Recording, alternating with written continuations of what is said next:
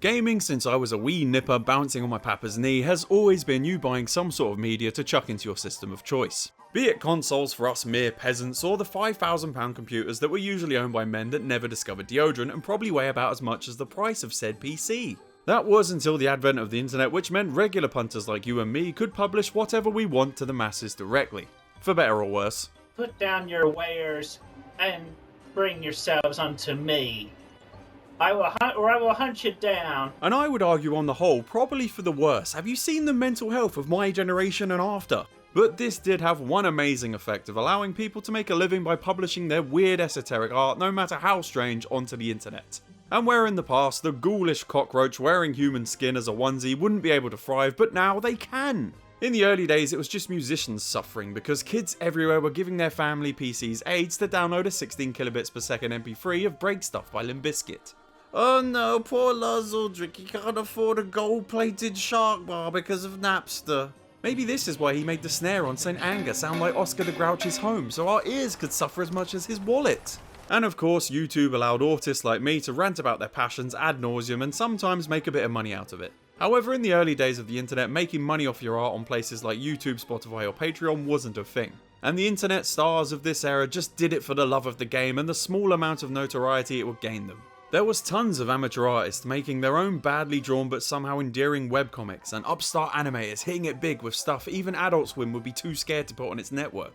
But one of the biggest things in this area was free internet games that people would publish to places like Newgrounds. And if you're like me, you grew up checking that site every day for things to play and kill time with. Because, you know, we were kids and we didn't have our own money yet, so most of the time you'd have nothing to play until Christmas or a birthday. I can't count the amount of hours I spent playing things like Alien Hominid, Tabletop Tower Defense or Happy Wheels. And don't even get me started on the amount of time I spent in Punk-O-Matic 1 and 2 trying to recreate my favourite NoFX and Bad Religion songs. That series unironically introduced me to the Disgaea series by including these parodies of the Prinnies. So many great game developers got their start this way, like The Behemoth, creators of stuff like Castle Crashers and Alien Hominid, or Edmund McMillan, who made Super Meat Boy and The Binding of Isaac. But today's story, however, isn't one of those success stories. Those guys are like the stadium-filling rock bands of that era. And what we're talking about today is the equivalent of a band like the Garigi Gagi Gagi Gagi Gagi Gay. That was a mouthful, and I'm serious, that is their name. Who made weird noise rock that was sometimes just them shuffling tapes about in a box for 30 minutes. It is incredibly based that they knew that they were loved by hipsters and did that album as a troll because they knew they would buy anything they would put out. Same energy as Marcel Duchamp turning in that urinal to the art gallery. I know I mention that every video, but this is incredibly based. Oh yeah, and one more thing. They had a guy whose instrument it was on stage to play was his flesh flute. You might think I'm just rambling, but you know what connects this game to them? They're both from the land of the rising sun. Because of course, if I'm talking about a weird game, there's a 99% chance it's made in Japan. Today we're going to be talking about a forgotten meme game called Hamuhamu that was thrust again into the spotlight by video game translator Hilltop, who did the translation patch for Boku no Natsu Asumi 2 that I covered a few weeks back, so it goes without saying, big up to him for all the work he does translating this stuff. Having just finished playing this game, I can safely say it is one of the most bizarre things I've ever played and kind of like a video game version of The Room. So once again, let's get weeby and talk about a hamster with a gun. And I have some really surreal things to talk about. So, Hamuhamu was released onto the internet seemingly by a creator who goes by the name of Mad Master Project in the year 2000.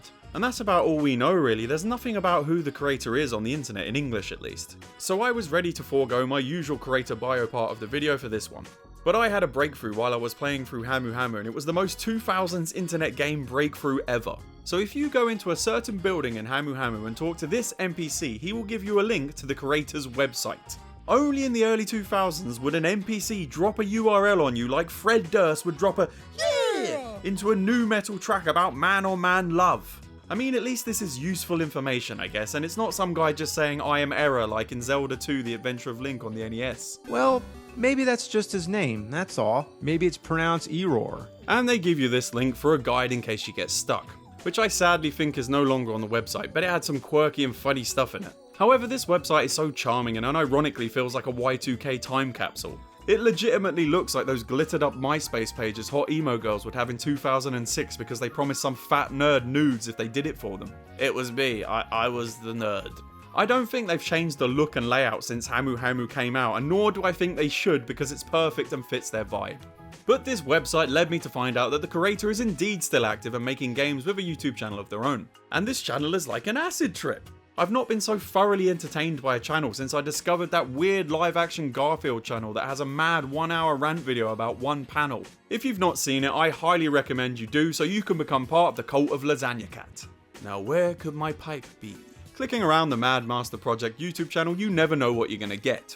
It could be a 1-minute video of 3D rendered men who look like they should be in J-pop bands fading in and out. Or it could be 10 frames per second CG footage of an old man fishing on a lake. Or a video of a woman with bunny ears and lightsabers fighting a pig with a tie on for some reason. When I get drafted into World War III, I'm gonna keep a picture of that pig in a locket to remind me what I'm fighting for. Business pig. And also Happy Feet is here. I don't know why, and I'm confused, and I feel like I'm having a stroke.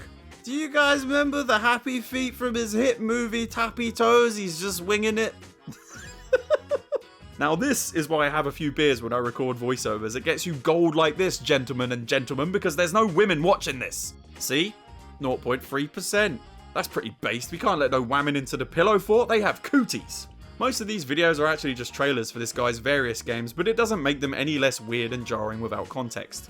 And Mad Master Project has a lot of games that range from the esoteric shitposts that you would expect to online chat games and MMORPGs.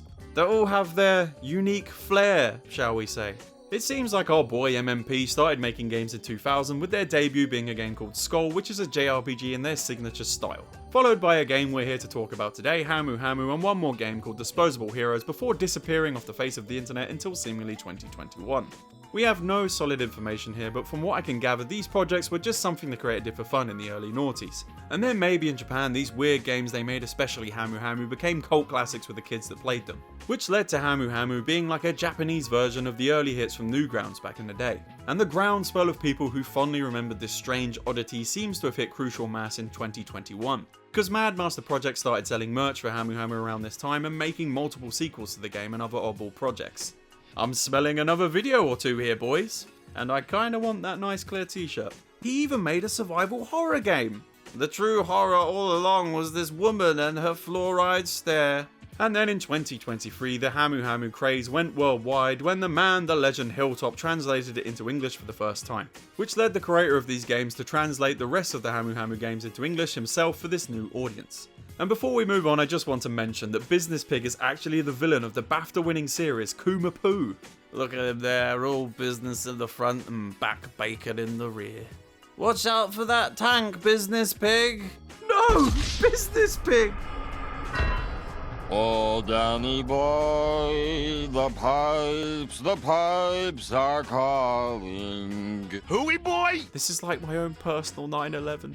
Oh wait, look, he's fine and flying a spaceship now. I haven't even played this game yet, but 10 out of 10. 100 out of 100. Best game. Best game.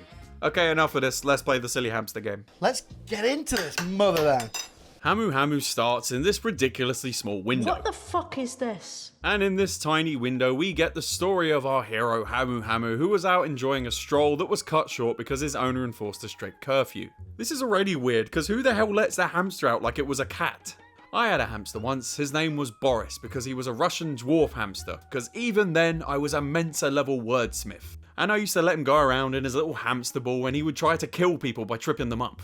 He had only hate in his heart, and he bit literally anyone who tried to touch him. I hated that little git. You know what, maybe our tale of a serial killer hamster isn't so far-fetched after all. But on Hamuhamu's little walk, he discovers a gun on the way back to make his owner's strict curfew. Don't ask me how a small hamster-sized gun was manufactured in the first place. Probably magic or something. And he decides right here and then that he needs to brutally murder his owner in cold blood. Which seems a little bit harsh, but from the first in-game cutscene, you can sort of see why he wants to do that. This guy seems like a little bit of a dick. And we get our first bit of air quotes gameplay in this game that has this lovely hint that humans have a weak point. I'm pretty sure that weak point is anywhere if you're shooting us with a gun. And we then get this unsettling minigame where our owner is running for his life as Hamuhamu guns him down. I love this stupid game with all my heart. And you'll be seeing this nice clear screen a lot in Hamuhamu after you've committed heinous crimes, and it never stops being funny. It's kinda like this game's catchphrase. Then Hamuhamu is let loose upon the world of Hamerica. I'm being serious, that's what it's called. Is this game secretly a commentary on gun control in America? I mean, the Columbine shooting occurred around the time this game was being made, so who knows, that might have been his inspiration. Mad Master Project is clearly some kind of next level satirist here. He's like the video game Banksy. Hamuhamu does kinda remind me of the 1997 game Postal as well, except instead of a man on a rampage, it's a hamster. A rodent retelling of Falling Down, you could say. And the first NPC that Hamu interacts with tells him that hamsters are only good for being experimented on as decreed by the King of Hamerica. Then he shoots him, because of course he does. Which makes Hamu set himself the goal of convincing the King of Hamerica not to mistreat hamsters anymore. Probably by killing him. Hamuhamu is controlled entirely by the mouse and you just click around and hold the direction you want to go in. While this ear-splitting affronted music loops in the background as you explore.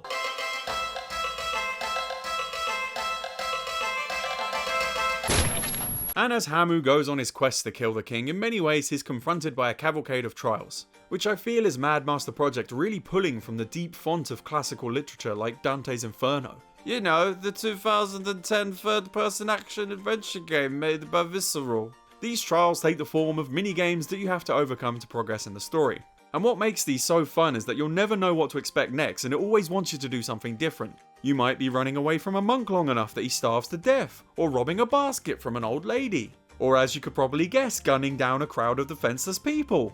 However creative these mini-games are, a lot of them are really goddamn frustrating for one reason or another. And of course I don't want to be too harsh here because it's literally an old shitpost game probably made by an at the time teenager, but, and that's a big but, I've got to play the role of the angry internet video game critic man. The first problem is more just the problem of playing this on modern hardware, but in the more active minigames you'll always find yourself clicking off the window. And I tried, there's no way to make this game go full screen. And sometimes like on the shooting minigames like this one here where it wants you to gun down 5 dudes quick, it wants you to be mega precise with your clicks in a very short space of time, and I've beat this and I still don't know where I was supposed to be clicking on these guys. The absolute worst of these in the entire game has to go to the one where Hamu is degrading himself by doing a dance so a rich guy will give him some money. Just like those white girls when they mysteriously go on a trip to Dubai. It has you clicking the screen like a mouse orientated version of Dance Dance Revolution, but the timing feels completely off. I feel like the only way you can do this other than dumb luck is to be on a bag of Colombian marching powder. This one had me so annoyed that I had to minimize the game and go watch somebody else play the game on YouTube to see if it was just me having this much trouble. And they had as much trouble as me and it made me feel completely vindicated. And don't get me started on any of the minigames where it wants you to click the mouse as fast as you can. I am 30 or 40 years old and I do not need this. After adventuring around murdering people, you eventually get up to the king who has been oppressing your kind. And it's really funny that the king actually really likes hamsters and wants to stop being mean to them. But he has his own little worm tongue who's trying to stop him from helping out our little ham-hams. However, that worm-tongued gets the king's soldiers to attack Hamuhamu before the king can do anything, which leads to Hamu killing the king and his men even though he wanted to help them. And the only one that survives is that minister, who tells Hamuhamu that the actual people that decreed hamsters as trash was the evil temple of monks to the north, which becomes our boy's final destination in his John Wick-like quest. I absolutely love Hamu dabbing his way for a field of corpses of all the people he murdered with that stupid happy music going. Eventually we find out that the only way to get to the Northern Temple is by the JRPG staple of an airship. And it just so happens we save an airship captain from Skull Greymon by using one of those arcade claw machine things. Then he decides to help us, but we have to gather 4 items so that they can repair the ship and take us to our destination. One of the biggest things you have to do in this section is to go and take down that very dragon you saved the captain from.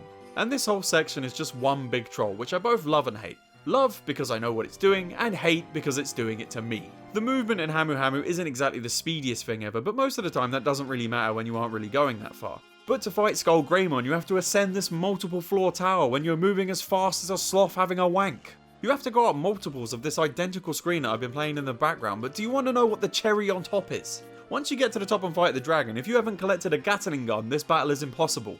And this made me extra salty because I forgot to save before doing this, and because this unwinnable battle counts as a game over, I had to go back and do the dancing minigame all over again. Then I had to slowly walk up the tower again and walk through these walls to get 2 weapons to help Hamuhamu take down the dragon. And because everything looks the same in this tower, I accidentally walked all the way back down again and had to walk back up again. It was completely unbased. Icing this dragon easily with my rocket launcher and Gatling gun was nearly enough to quell my anger.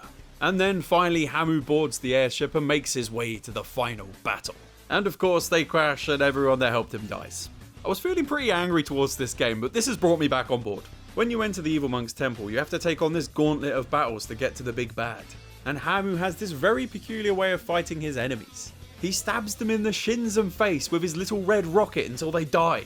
Is there some way we can give this game a Legacy Game of the Year award from Jeff Keighley's Game Awards? They can get Matan to give him the award. It would be ideal. Once we reach the final boss, we get to hear his S-tier backstory as to why he hates hamsters so much. When he was a kid, he had a hamster of his own that he loved with all his heart.